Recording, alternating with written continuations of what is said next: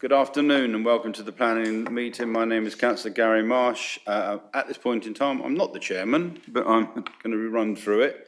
To my left, well, I tell you what, can I go to item 1 first and then run through? Yeah. Item 1 on the agenda is to ratify the appointment of the chairman and vice chairman as agreed at annual council on the 15th of May. Can I ask for general affirmation? That's correct. Thank you. Right. I am now the chairman of the committee. To my left is Councillor Kennedy, who's my vice chairman. To our right is Steve Ashton. Congratulations on being made head of development management. And to his right is Paul Weeks, our legal officer. To his right is Susan W, who's got the first item. And in the corners are the democratic services and the members of the committee are laid out in front of me. Item 2 is receive apologies of absence. I have none because we're all here. Item 3 is declarations of interest from any member of the item on the agenda. Nope. Thank you. And item 4 is to agree by general affirmation the minutes of the meeting held on the 14th of March. Is that correct? Yep. Okay. I will sign that. And item 5 is to consider any items that I agree to take as urgent business. I have none. And we're here for item 6, which is DM 24002, Anstey Village Centre, Deeks Lane, Anstey. And again, the only reason it is here is because we own the land. So Susan, this is yours. Thank you, Chair. As the Chair said, this application is here because Mid Sussex District Council do own the land. So the application is for the erection of 2 4-metre tall poles to relocate the car park LED lighting lamps from the existing power poles. The poles would be located in a centre margin between the 2 car park sections. So this just shows the site plan of the village hall, which is located here to the north, and then you have the 2 car parking areas, as I said, divided by a grassed area in between. The western car park was the former site of the old village centre, and this side of the car park does lie within the built-up area boundary, but the new car park and the Anstey Village Hall and the sports area are actually within the countryside. So turning now to the site layout, this just shows the 2 car park areas, the grass central area, and these dots here are where the 4-metre poles would go. And that just is an illustration of the pole itself, and then on the top you would have the LED lighting. This is just a few photographs of the site. So this is where the existing lighting is at the moment on the UK Power Networks pole, which apparently they don't want it to stay there, which is why we've got the application for the 2 poles. Again, this is just looking towards the eastern edge of the car parks, and that's the western boundary. You can see attached bungalow there. So it's considered that the proposal is acceptable in terms of their visual impact, but there is the potential for the lighting to cause nuisance to neighbours, and the environmental health officers did ask for more information regarding this, and they're now satisfied that any light intrusion would not be expected to be any greater than standard street lighting, and we have got a condition that's recommended to ensure that the lighting is turned off by 11:30 p.m. So the recommendation before you is that plan permission be approved subject to that condition as set out in Appendix A of the report. And that ends the presentation. Right, does any member wish to speak about it? Vice Chairman, do you wish to propose? Oh, sorry. We do have a speaker. Here's the ward councillor. Could you come to the public speakers seat? And for the members of the public who may be watching on YouTube, Councillor Avery does not have any time, but looking at what he's going to speak, if he speaks very slowly, he may last a minute. Thank you, Chairman and members, for letting me speak. As the local ward councillor for Anstey, I would like to add my support to that of the parish council in requesting approval of the planning for the installation of the lighting to the car park at Anstey Village Centre. The new village centre is a triumph of local politics and community involvement and proof that good things can happen if the community works together to achieve a common aim. The downside of the development is the lack of lighting to the car park, which detracts from the scheme and makes it quite difficult as a motorist to park safely. The lighting was originally included in the original planning application, but was not available for funding in the original cost plan. The main issue with no lighting is the safety of staff and general safety of users leaving the centre in the darkness. Due to funding, it has been left as an add-on expense. There have been people witnessing so-called county lines dealing and other antisocial behaviour, which is an undesirable side effect of dark car parks. Any public open space has potential issues with antisocial behaviour, and this has been exacerbated by the lack of lighting. I would therefore request that the committee sees fit to approve the application, but seeks to finish off the car park to a necessary standard to provide a safe and accessible usage for all. Thank you. Thank you. Councillor Brown, you wish to speak? Yes, thank you, Chair. I took the opportunity to go and have a look, and indeed I can see from the pictures what a nice improvement the car park is now the old building's gone. I'm a little bit concerned, and I want to make a point that could possibly be made an advisory item. As 50 years as a chartered electrical engineer, I can see that these 4-metre poles, I can see why they've been chosen, because there's a live electricity line going diagonally across the site. But they're going to give rise to a massive amount of light under the light fittings, the luminaires, and you know, a very bad spread of light, I can tell that. So I would suggest that an advisory that a professional lighting, chartered lighting illumination engineer be consulted about this, because I think it would do a lot better with a taller pole. And given that, I notice in the distance, I don't know whether there are any bollards there, but really bollard lighting would have been much better.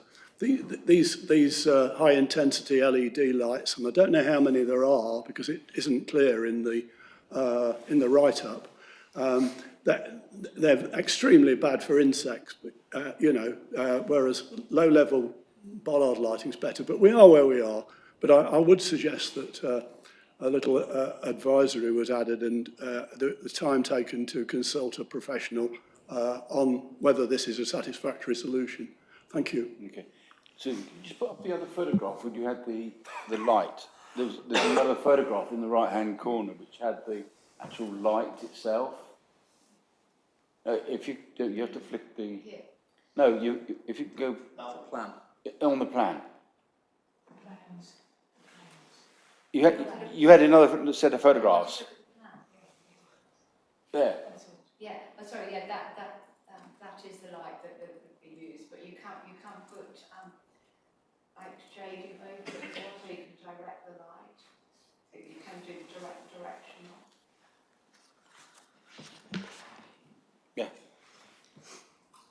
Thank you. Yeah, that'll actually make it worse, because if you put barn doors on them, you get it all more and more concentrated. In fact, you may even have a safety issue with this, because you'll have so much light in one place, you know, it'll just be blinding and hardly anything over the rest of the car park. So it's going to end up looking a really amateurish thing.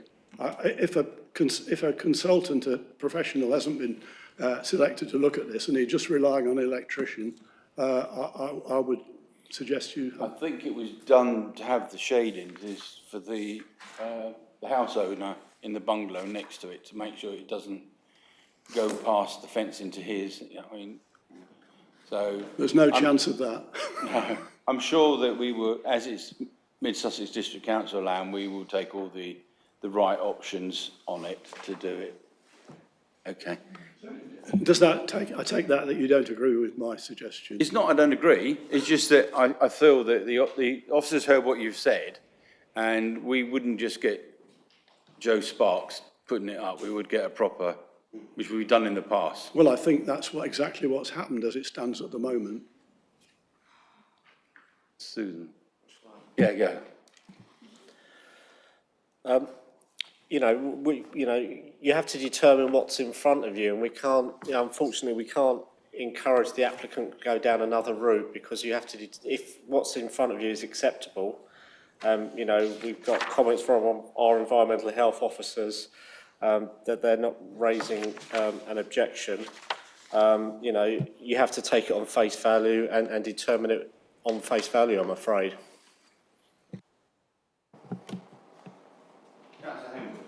Who is the applicant?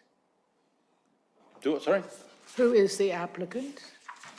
If the applicant is Mid Sussex District Council, then surely we can reconsider if we don't feel that that is an appropriate method of highlighting the car park. Well, we may not think that, and it's within our rights to say that, but we've got to take our information from like the environmental side of the council, and if he or she have decided that it's perfectly acceptable, then who are we to argue? Okay, we can vote against it, obviously. You can vote against it if you wish to, Thank you. but yeah, Councillor Sweatman. Thanks, Chairman. Well, I was going to say what Mr Ashdown has just said. No, we're looking at what is in front of us, and the officers have got no objection to it. It's no more than like an ordinary street light. Obviously, it's a shame when they got moved from the power networks poles. I think that's the case all over with networks. They don't like anything on their poles anymore.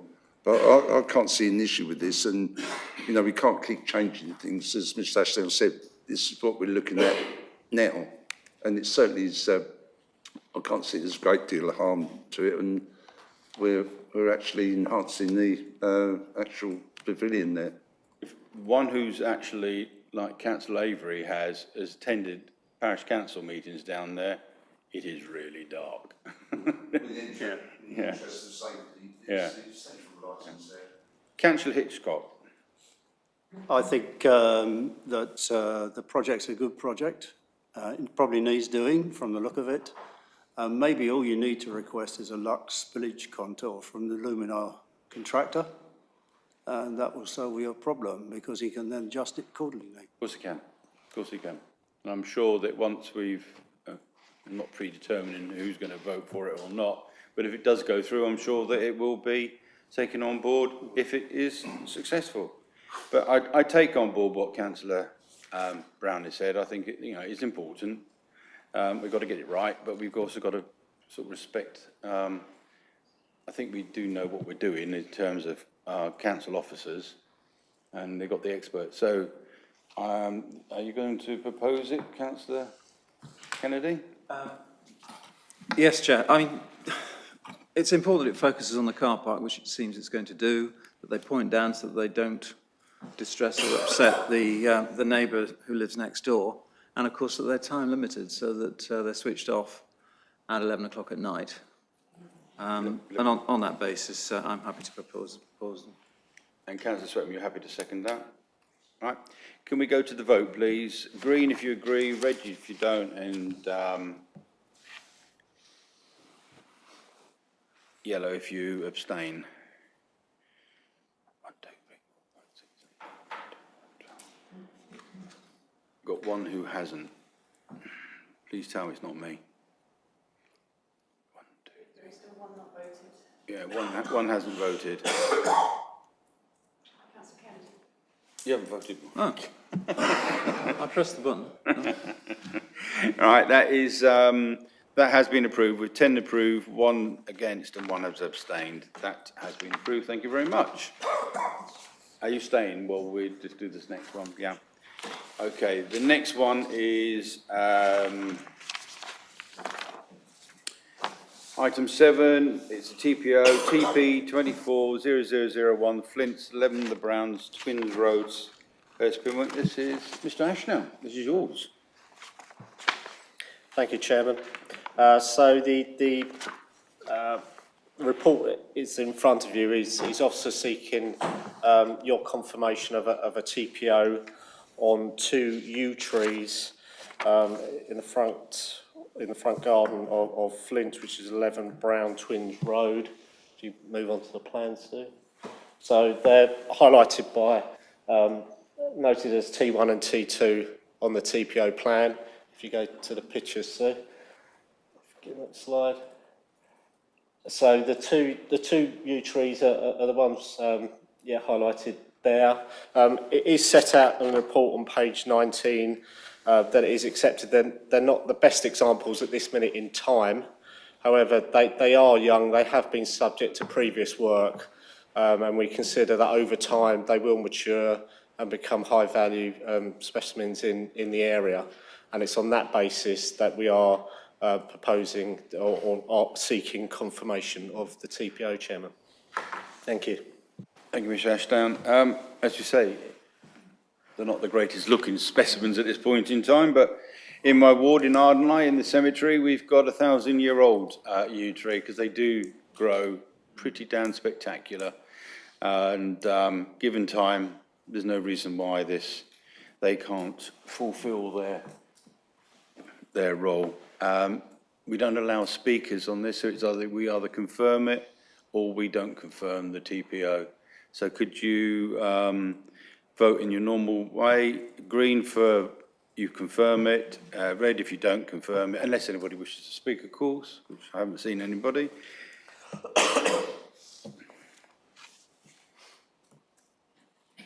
That's unanimous. That has been confirmed. Thank you very much.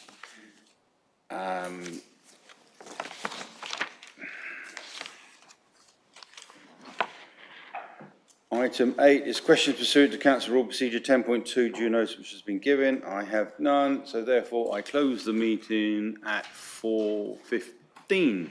Thank you very much for your time. I can guarantee, can you stay while the live feed is cut? We do have a much